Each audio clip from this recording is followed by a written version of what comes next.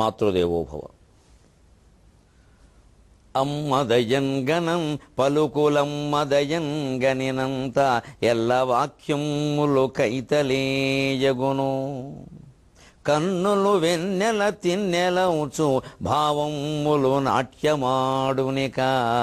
పల్కుల తల్లి హృదంతరధ్వనుల్ సొమ్ముగదాల్చు వారలకు శూన్యములైనను సోనగుచ్చముల్.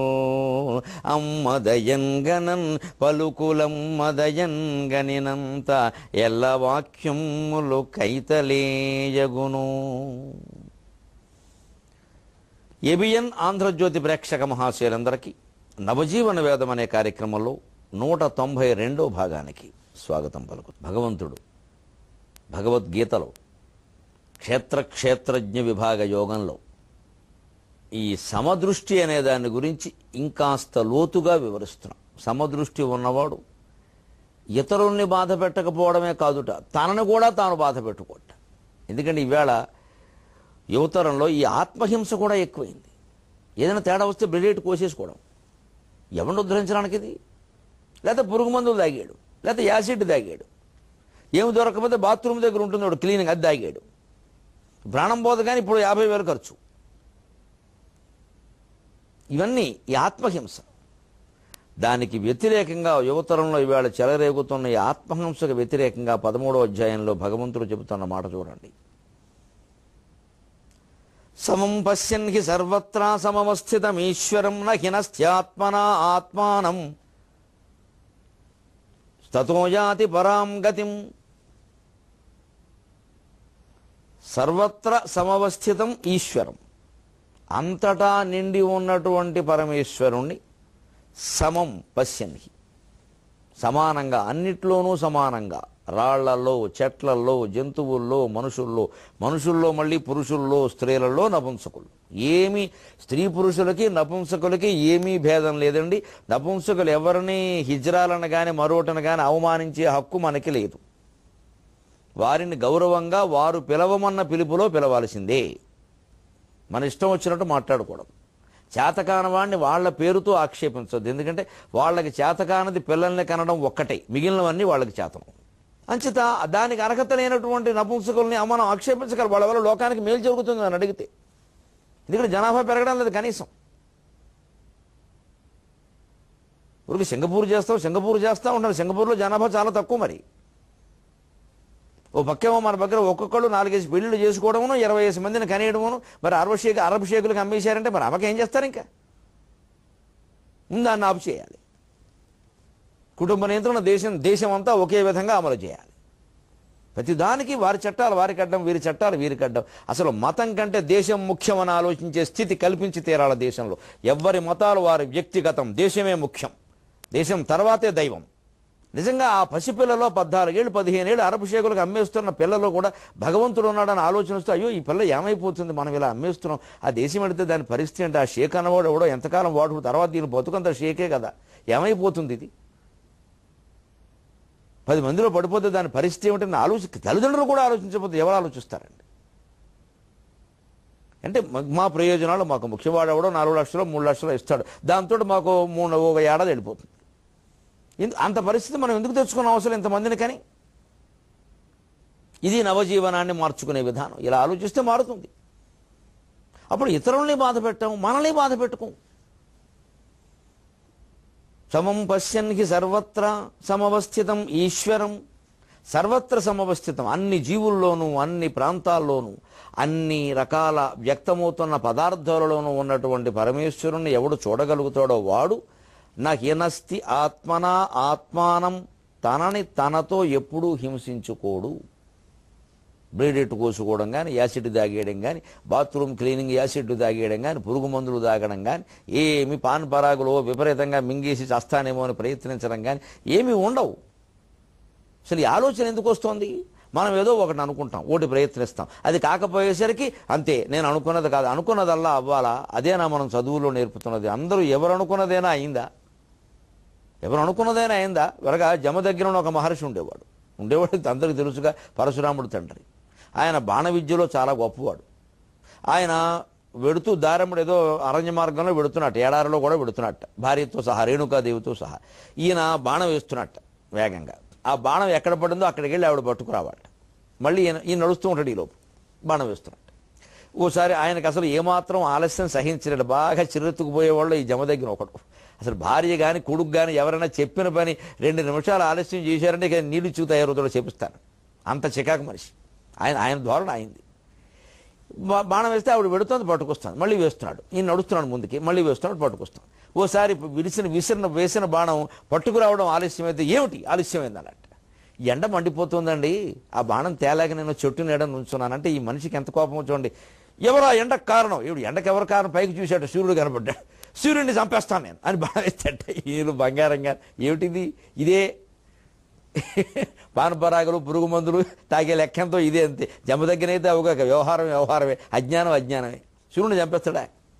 సూర్యుడి మీద బాణం నిజం. కానీ ఈయన తపస్సు, ఈయన ధనుర్విద్య ఎంత గొప్పదంటే అంత గొప్పది. ఇంకా ఆయన వేసేస్తాడు అవసరమైన సూర్యుడిని. వెంటనే సూర్యుడు ప్రత్యక్షమయ్యట. పాపం రామచంద్రమూర్తికి సముద్రుడు ప్రత్యక్షమైనట్టే. ఆయన కాళ్ళ మీద పడి, అయ్యా నీకు ఎండ తగిలితే దానికి పరిష్కారం నువ్వు చూసుకోవాలి కానీ నన్ను చంపేస్తే ఎలాగయ్యా? నేను ఇంత తీవ్రంగా ఎండ మండించడం వల్లే సముద్ర జలాలు ఇంకిపోతున్నాయి, ఆవిరవుతున్నాయి. ఆవిరైనవి మేఘాలు అవుతున్నాయి, మేఘాలైనవి మళ్ళీ వర్షంగా కురుస్తోంది, తాగునీరు సాగునీరు లభిస్తోంది. లేదా సముద్రపు జలాలతో ఎవడు పంటలు పండించడు, సముద్రపు జలాలతో ఎవడు మంచినీరు దాహం తీర్చుకోడు కదా. అంటే ఇవన్నీ నాకు తెలవాలిగా. మరి ఏం తెలుస్తుంది తపస్సు చేస్తే? పుస్తకం సోషల్ స్టడీస్ చదివితే తెలుసుండేది. చదవపో ఆయన ఏం చెప్పాడు, నీ కాళ్ళు మండిపోకుండా చూసుకో, మీ ఆవిడ కాళ్ళు మండిపోకుండా చూసుకుంటే, లేదు నా భార్య అంటే నాకు ఎంతో ప్రేమ, ఆవిడ కాళ్ళు మంచిదే, ఎంత ప్రేమో తెలుస్తూనే ఉంది. అందుకని గొడుగు చెప్పులు ఇచ్చాట. అది ఉపాయం. మాకు 2వ తరగతిలో ఉంది ఈ పాఠం, 2వ తరగతిలో ఉండేది. అప్పుడు మాకు అర్థమైంది, ఓహో మనకి ఏదైనా కష్టం వస్తే లోకాన్ని తిట్టకూడదు, ఎవరిని హింసించకూడదు, మన కూడా హింసించకూడదు, మన వరకు దాని నుంచి తప్పుకునే ఉపాయం ఏదో చూసుకోవాలి. అంతేగాని మనకి కష్టం వచ్చింది కదా అని నా సమయానికి నాకు ఆర్టీసీ బస్సు రాలేదు కాబట్టి ఆర్టీసీ బస్సులన్నీ దగ్ధం అయిపోయే విధంగా, అంటే మిగిలిన వాళ్ళు ఏమైపోవాలి? మరి నీకొకటికి బస్సు రావడం ముఖ్యమా? ఈ ఆలోచన చేస్తే ఎలాగా? నాకు వ్యతిరేకంగా రాశారు కాబట్టి ఆ పత్రికను మూసేయండి, ఆ ఛానల్ని మూసేయండి అంటే నీవు ఒక్కడేనా ఇంక ప్రపంచం లేదా వేరే? ఇది ఎంత మూర్ఖత్వం, అదెంతే మూర్ఖత్వం. పత్రికలు అన్నాక రాస్తారు, వాడికి నచ్చ చెప్పుకోవాలి. ఇంకో వ్యతిరేకంగా మనమో మాట్లాడితే అది కూడా రాస్తారు. దానికి ఏముంది? అవసరమైతే రాయిపోతే గొప్ప మాట ఉండనే ఉంది, వక్రీకరించారు, గొడవలేదు. ఇన్నుండగా మూసేస్తే ఎలాగా? నిషేధం 100 రోజులు అవుతుంది. ఇది తప్పుడు చర్యలు, ఇవన్నీ మూర్ఖత్వాల అనుమానం ఏం లేదు నాకు చెప్పడానికి. నా పీక తీసినా నేను ప్రజాస్వామ్యవాదిని, నేను స్వేచ్ఛను కోరుకునేవాడిని, స్వేచ్ఛను గౌరవించేవాడిని. పత్రికా స్వేచ్ఛను గౌరవించవలసిందే, ఛానల్ స్వేచ్ఛను గౌరవించవలసిందే. అవసరమైతే దానికి తగినటువంటి పాఠాలు చెబుతారు, అది వేరే విషయం. ఈ జమదగ్గిన ఏం పని చేశాడో ఇవే అంతే, మనము అంతే. అలా వెంట గొడుగు చెప్పులు ఇచ్చాట. అంటే గొడుగు వేసుకోవయా, ఎండ తగలకుండా చెప్పులు తొడుక్కోవయా, అంతేగాని సూర్యుడిని చెప్పిస్తానంటే ఎలాగా? ఇలాగా ఎప్పుడు యువకులు అర్థం చేసుకోవాలి. మనకేదో ఎవరి మీద కోపం రాగానే వారిని ఏదైనా చేసేద్దాం. ఇవాళ హత్య, ఆత్మహత్య 2 ఉపాయాలండి. ఈ 2 ఎలా ఉంటాయో, ఈ రెండు ఏ కారణంగా మనిషికి అంత వైరాగ్యాన్ని కలిగిస్తాయో ధూర్జుడు చెబుతున్నాడు ఒక పద్యంలో. యువతరంలో అనేక రకాల ఆందోళనలతో జరుగుతున్న హత్యలు, ఆత్మహత్యలు నివారణ కావాలంటే ఈ శ్లోకంతో పాటు ఈ పద్యం కూడా మనకి చాలా అవసరం. ధూర్జుడు అంటున్నాడు, సరిగ్గా పరమేశ్వరుడు భగవద్గీతకి సమానమైన మాట లాంటిది పద్యం. సమం పశ్యన్ హి సర్వత్ర సమవస్థితం ఈశ్వరం నహినస్త్యాత్మనా ఆత్మానం తతోయాతి పరాం గతిం. అన్నిటా సమానంగా పరమేశ్వరుని చూడగలిగిన వాడు తనలో కూడా అతనే ఉన్నాడని గ్రహిస్తాడు. కాబట్టి ఆత్మహింస కూడా చేసుకోడు, శరీరాన్ని కానీ మనస్సును కానీ గాయపరుచుకోడు, పరిణామాలు గమనిస్తాడు, ప్రతి ఫలితం కోసం ఎదురు చూస్తాడు. రాకపోతే ఇంకో మార్గం చూసుకుంటాడు. ఎందుకంటే ధూర్జుడు అంటున్నాడు, నిజంగా పరమేశ్వర ఆత్మహత్య తప్ప వేరే దారి లేదనిపిస్తుంది. వెనుకంజెందిన ఘోర దుర్దశలు భావింపంగరోతయ్యడిన్, వెనుకంజెందిన ఘోర దుర్దశలు భావింపంగరోతయ్యడిన్, వెనుకన్ ముందట వచ్చు దుఃఖములనే వీక్షింప భీతయ్యడిన్, వెనుకన్ ముందట వచ్చు దుఃఖములనే వీక్షింప భీతయ్యడిన్. నా విధుల్దలచినన్ నాకే భయం వయ్యడిన్ నను నే చూచిన నా విధుల్దలచినన్ నాకే భయం వయ్యడిన్ చెనకున్ చీకటినాయ కాలమునకున్ చెనకున్ చీకటినాయ కాలమునకున్ శ్రీకాళహస్తీశ్వర చెనకున్ చీకటియాయ కాలమునకున్ శ్రీకాళహస్తీశ్వర. చెనుకుని చీకటి చిమ్మ చీకటి అయిపోయిందయ్యా జీవితం అంతా. ఆత్మహత్య తప్ప వేరే దారేం లేదయ్యా అన్నప్పుడు కూడా చూడండి దూర్జటి పద్యంలో ఆత్మహత్య సూచన కూడా చేయలేదు. కానీ అంత అవసరం కనిపిస్తుంది ఆ పద్యం. ఎంత అవసరం? వెనుకంజందిన ఘోర దుర్దశలు భావింపంగ రోతయ్యడు. ఒక 50 ఏళ్ల వయస్సు ఉన్నవాళ్ళు, ఇది 20 ఏళ్ల వాళ్ళకి తెలియడం కష్టం. వాళ్ళకి బాల్యం అంత ఘోరమైన బాల్యం ఏమి ఉండదు సాధారణంగా. ఒక 50 ఏళ్ళు, 40, 50. ఒక్కసారి గత జీవితాన్ని, గత జన్మ ఎలాగో మనకి తెలియదు, గత జీవితం చిన్నప్పటి నుంచి మనం చేసిన పనులు ఏమిటి, మనం ఏం వ్యసనాలకు లోనయ్యాం, ఎలా బయటపడ్డాం, ఎవరెవరికి ద్రోహాలు చేశాం, మోసాలు చేశాం, కప్పెట్టుకుని కమ్మేసుకుని ఎలా తిరుగుతున్నాం, ఎన్నిసార్లు మోసం చేశాం, ఎన్నిసార్లు మోసానికి గురయ్యాం, అది ఇది కూడా. ఇవన్నీ చూసుకుంటే అసహ్యం వచ్చి ఉమ్మేసుకుంటామండి మన మీద మనం. చాలామంది, ఇందులో ఎవ్వరికి మినహాయింపు అక్కర్లేదు. ఎవరైనా ఉంటే వారికి నమస్కారం. వెనుకం చెందిన ఘోర దుర్దశలు భావింపంగా భీతయ్యడు, రోతయ్యడు. ఇదివరకు నేను చేసిన పనులు, నేను అనుభవించిన దుర్దశలు, హీనంగా దీనంగా బతికిన రోజులు గుర్తు తెచ్చుకుంటే అసహ్యం పుడుతుంది నా మీద నాకే. ఇప్పుడే నన్ను ఆత్మహత్య కనిపించింది, ఆ భావన కలిగేది అప్పుడే. నన్ను నే చూచి వెనుకన్ ముందట వచ్చు దుఃఖముల నే వీక్షింప భీతయ్యడు. ఇదివరకు వచ్చినవి ఇక ముందు వస్తాయేమో అని భయపడేవి, అవి తలుచుకుంటే చాలా భయంగా ఉందయ్యా. ఏమో ముందు ఏమవుతుందో, ఎలా ఉంటాము, ఏమైపోతాము, ఇంకా పరిస్థితులు ఎలా ఉంటాయో. అన్నాన్ని నమ్మడానికి లేదు, నీళ్ళని నమ్మడానికి లేదు. వీళ్ళు నీళ్ళని నమ్మగలవాండి? మినరల్ వాటర్ మొదలుపెట్టాం, అందులోనూ మాయలు జరుగుతున్నాయి. జనరల్ వాటర్ పోయింది, మినరల్ వాటర్ వచ్చింది. ఇప్పుడు మళ్ళీ మినరల్ వాటర్ కంటే జనరల్ వాటర్ అనేవి అనిపిస్తుంది. ఎందుకంటే వాడేదో ఇంత డబ్బా పెట్టాడు, ఎప్పటితో తెలియదు. ఇక పైగా ఆ 20 లీటర్ల క్యాన్, ఆ క్యాన్ చూస్తే నీళ్ళు తాగుబుద్ది కాదండి ముందు. ఇంకా దాని నిండా మొత్తం శ్మశానం మట్టి అంతా దాని మీదే. గీతలు పడిపోయి, మచ్చలు పడిపోయి, నల్లగా మాసిపోయి, అసలు అందులో నీళ్ళు ఎలా తాగుతాం? ఏదో అనుకోవడం మన భ్రమ. ఇప్పుడు దానికి కూడా రకరకాల ఈ మన ఇంజనీరింగ్ కాలేజీలు 750 పెరిగినట్టే మినరల్ వాటర్ ప్లాంట్లు కూడా కొన్ని వేలు లక్షలు పెరిగాయి. ఇప్పుడు అది మాత్రం నిక్కరిచిన కూడా చెబుతామండి. పల్లెటూళ్ళు కూర్చొని తయారు చేస్తున్నారు, శుభ్రంగా మూతలు తీస్తున్నారు, మళ్ళీ పోసేసి మూతట్టేస్తున్నారు. మామూలు శుభ్రం కొడాయి దగ్గర నీళ్లు పోసేయడం, మూతట్టేయడం. పైనేమో పెద్ద కంపెనీ పేరు కనపడుతుంది కదా, లోపల ఇంకా పెద్ద కంపెనీ. ఏది నమ్ముతావు? ఇవన్నీ భయంగా లేవు. ఇదే చెబుతున్నాడు ఇక్కడ. ఇది 16వ శతాబ్దం పద్యం అంటే అలాగా. వెనుకన్ ముందట వచ్చు దుఃఖములనే వీక్షింప భీతయ్యడు. ఇదివరకు నేను అనుభవించిన దుర్దశలు, భయంకర హీన దీన దైన్య దశలు తలుచుకుంటే అసహ్యం ఇస్తుంది నా మీద. నాకు చెయ్యి బతికింది నేనడా. ఇప్పుడు అనుభవిస్తున్న ఇదివరకు వచ్చిన కష్టాలు, ఇక ముందు రాబోయే దుఃఖాలు తలుచుకుంటే భయం వేస్తుందయ్యా అని నన్ను నే చూచిన ఒక్కసారి నన్ను నేను, నా ఉద్యోగము, నా వ్యవసాయము, నా వ్యాపారము, నా సంసారము ఆలోచించుకుంటే, నా విధులు దలచిన నా మీద మోపెడు భారం, పిల్లల చదువులు, పెళ్లిళ్ళు, వాళ్ళ సత్ప్రవర్తనలు, ఒక్కోసారి మగవాళ్ళేమో రాజకీయాల్లో ఉండడం, రకరకాల వ్యాపారాల్లో ఉండడం, గాలికి తిరుగుతూ ఉండడం, ఆడాళ్ళకు వదిలేయడం, సంసార భారాన్ని పిల్లలను వదిలేసాడు. 25 ఏళ్ళు వస్తాయి కొడుక్కి, వాడేమో తల్లి మాట వినడం. ఆ తల్లి దుఃఖం ఎవరు తీరుస్తారండి? ఈ మగాడు పట్టించుకో, చూసుకోలేరా ఇంట్లో కూర్చుని? ఏడు చూసుకునేది అర్థమా?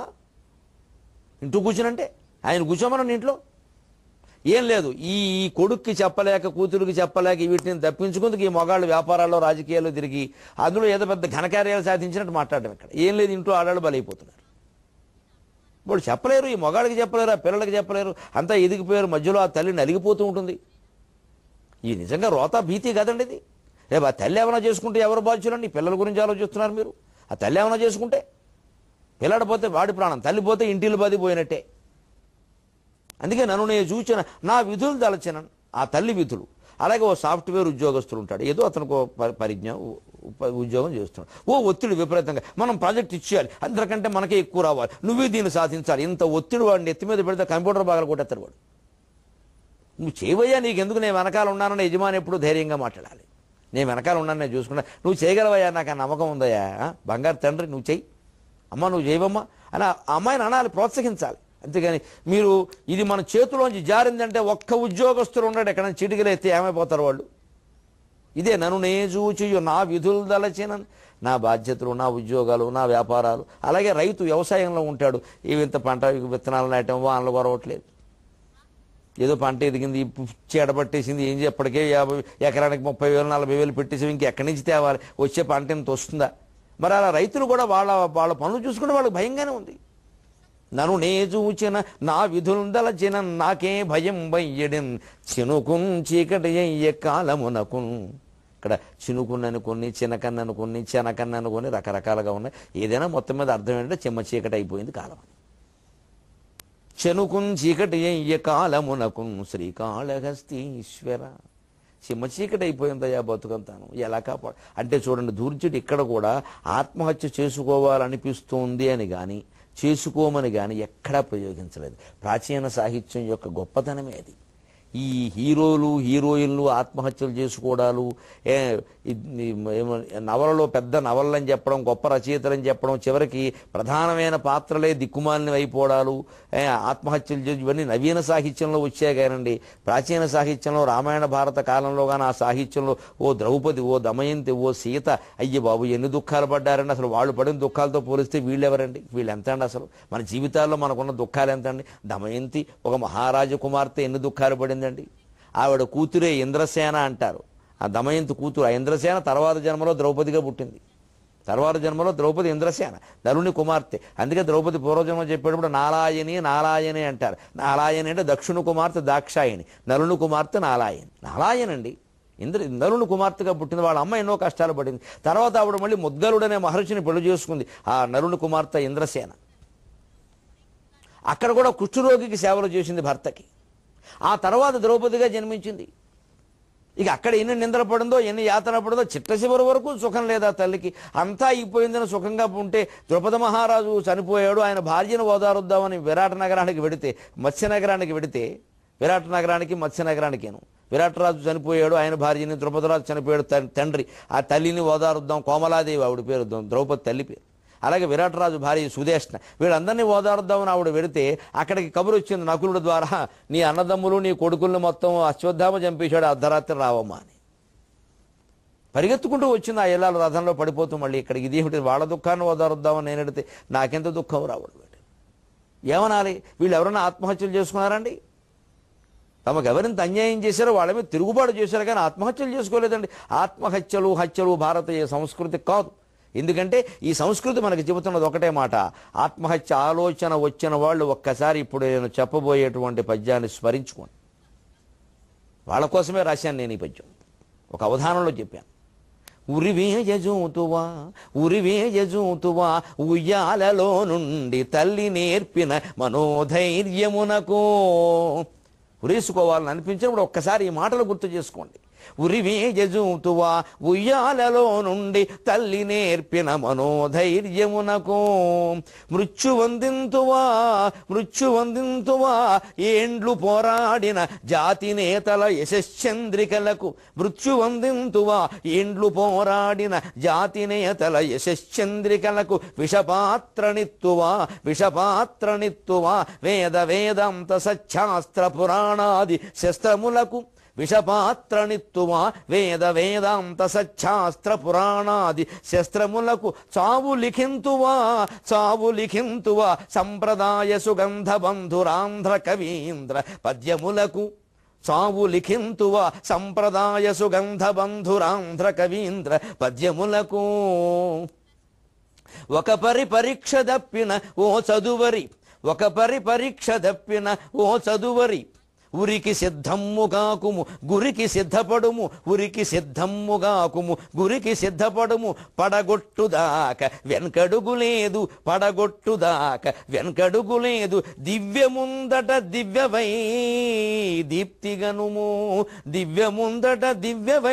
దీప్తిగనుము.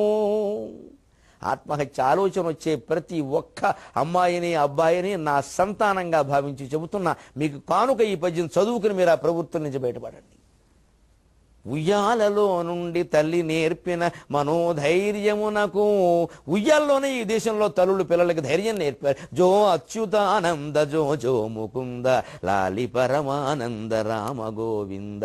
9 వాకిళ్ళ దొడ్డి లోపలను 6 మిత్రులు 6 శత్రులు మిత్రులైదుగురు అంతటా 3 మూర్ఖులున్నారు తెలివి తెలిపేవాడు దేవుడున్నాడు. జో అచ్యుతానంద జో జో ముకుంద లాలి పరమానంద రామ గోవింద. ఇది నా దేశంలో ప్రతి తల్లి ఒక 50 ఏళ్ల క్రితం వరకు జోలపాటగా పాడింది. మన కర్మకాలి ఈవేళ రింగా రింగా రోజెస్ అని పాడుతున్నాం. ఇక్కడ వాడు రోజు రాలిపోయినట్టే రోజు రాలిపోయాడు. ముందు ఆడవాళ్ళు మగవాళ్ళు ఈ పాటలు నేర్చుకోవాలి. ముందు అసలు ఏమైపోయిందండి? ఏం చెబుతున్నారండి పాటలో? ఏదో దేవుడు పాట అంటారు ఏమిటండి? అన్నమాచార్య దేవుడు కాదండి, ఇందులో దేవుడు ఎక్కడ లేడు. దేవుడు మనకి నచ్చరు కదా, మరి దెయ్యాలు నచ్చుతాయి, దేవుడు నచ్చరు మనకి. కానీ ఏముందండి? 9 వాకిళ్ళ దొడ్డి లోపలను. శరీరం అంటే ఏం లేదురా, నవద్వారాలు ఉన్న దొడ్డమ్మ. ఇంటి వెనకాల దొడ్డు ఉంటుంది, దానికి గుమ్మాలు ఎక్కువ ఉంటాయి, పది పట్టించుకోరు. ఎందుకంటే ఏదో దొడ్డు గుమ్మం వేస్తే వేసాను లేత లేదు, వీధి గుమ్మం చూసుకుంటే చాలు. శరీరం అంతేరా, దొడ్డు గుమ్మం రా. 9 వాకిళ్ళు ఉన్నాయమ్మా, ముక్కులు 2 చెవులు 2 కళ్ళు 2 ఉన్నాయిగా మరి ద్వారాలు. ఇందులో 6 శత్రులు మిత్రులు 5 నాయన. ఇందులో శత్రువులు 6 రా, మిత్రులు 5 రా. ఎవరు 6 శత్రువులు? కామ క్రోధ లోభ మోగ మద మాత్సర్యాలు. శత్రువులు 6 ఉన్నారు నాయన. మిత్రులు 5 ఎవరు? ఇంద్రియ పంచకం త్వక్ చక్షు శ్రోత్ర జిహ్వాఘ్రాణములు. నీ ఇంద్రియాలు నీకు మిత్రులు నాయన, మిగిలినవి శత్రువులు రా. ఆ ఇంద్రియాలే మళ్ళీ శత్రువులు అయితే వాటికి. ఆ ఇంద్రియములు కామానికి గాని క్రోధానికి గాని లోభానికి గాని లోనైతే శత్రువు. అందుకని లోను కాకుండా చూసుకోనాయన అని. అంతటా 3 మూర్ఖులు ఉన్నారు. మళ్ళీ వెంటనే చూడండి, కష్టం నాయన, 3 మూర్ఖులు కూడా. సత్వరజస్తమో గుణాలు 3.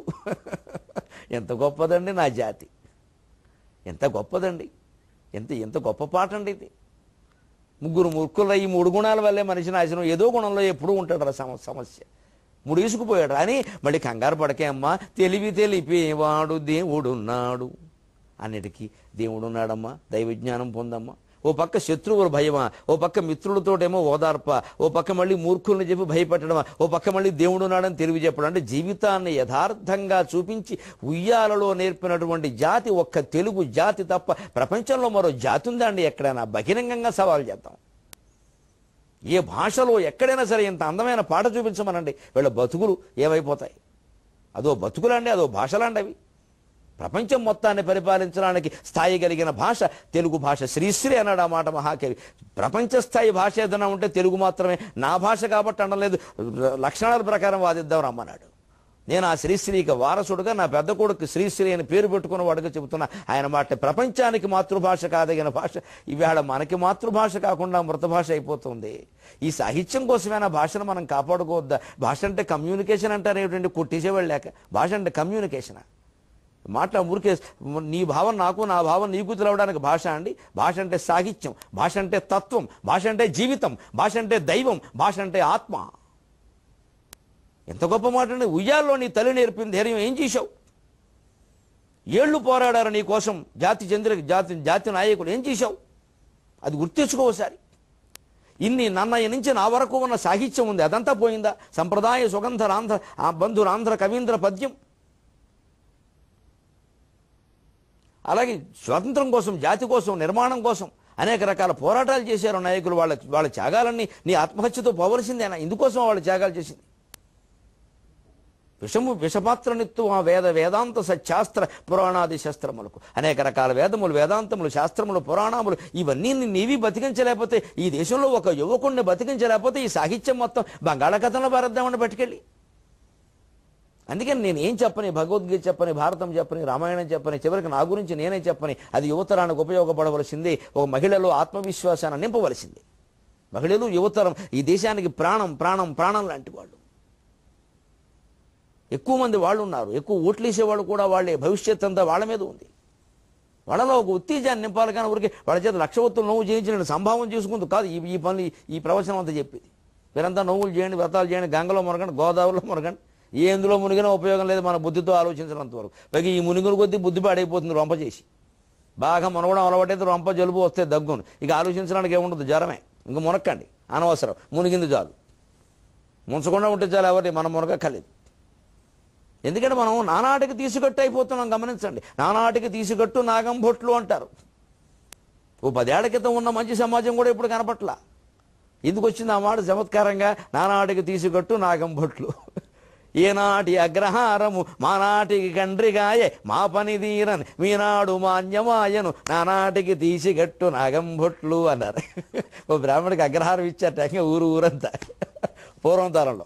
ఆ తర్వాత ఏమైంది, 2వ తరానికి వచ్చేసరికి ఏనాటి అగ్రహారము ఆయన కోసం అవసరాలకు అమ్మేగా శుభ్రంగా పప్పు పులుసు అమ్మేగా, గుమ్మడికాయ ముక్కలు ఇంతంత లావేస్తే, మరి బూరికి కన్నం పెట్టి నెయ్యి వేస్తే అమ్మేయకుండా ఏం చేస్తాడు, అమ్మేయాడు. అమ్మేస్తే ఏమైంది, అగ్రహారం కండ్రికయింది. ఆ పారిభాషిక పదాలు చూడండి. ఒక 200 ఎకరాల ఆయకట్టు ఉంటే అగ్రహారం అంటారు. అదే ఓ 50-60 ఎకరాల చెక్కో మొక్కో అనుకోండి, దాన్ని కండ్రిగా అంటారు. కండ్రిగా అని ఊరుంది పశ్చిమ గోదావరి జిల్లాలో. ఏనాటి అగ్రహారము మానాటికి కండ్రిగయ్యే మా పని తీరన్ మీనాడు మాన్యమయ్యను. మేము కూడా అనుభవించాక 3వ తరం దగ్గరికి వచ్చాక మాన్యం అంటే 10 ఎకరాలు 20 ఎకరాలు. 200 ఎకరాల అగ్రహారం కండ్రికై 100 ఎకరాలకు వచ్చి 100 ఎకరాల కండ్రిక 3వ తరానికి వచ్చేసరికి మొత్తం 30-40 ఎకరాలు మాన్యం అయిపోయిందయ్యా, తగ్గిపోయి. నానాటికి తీసికట్టు నాగం భొట్లు అనేవాడి దగ్గర జరిగింది ఇది. అందుకని నానాటికి తీసికట్లు నాగం భొట్లు అన్నారు చివరికి. అలా మన నాగరికత నానాటికి తీసికట్టు నాగం భొట్టు కాకుండా మనం చూసుకోవాలంటే ఎప్పటికప్పుడు ఆ శ్లోకాలు పద్యాలు వాటి ఆంతర్యం అంతరార్థం గ్రహించి జీవితానికి అన్వయం చేసుకోవాలి. అన్వయం చేయని దాన్ని ఒక వేదాంతం అంటారా, గ్రంథం అంటారా, ఉపన్యాసం అంటారా, ఒట్టి కథ చెప్పుకుంటూ పోతే ఉపయోగం ఏముందండి? కథ విని అక్షంతలు వేసుకోవడం తప్ప. ఈ అక్షింతలు వేసుకోవడం కోసం కాదండి, రక్షణ కోసం మనం ఈ నవజీవన వేదాన్ని చెప్పుకుంటున్నాం. మళ్ళీ 23:30 గంటల్లో కలుద్దాం. అంతవరకు తెలుగులో మాట్లాడతాం.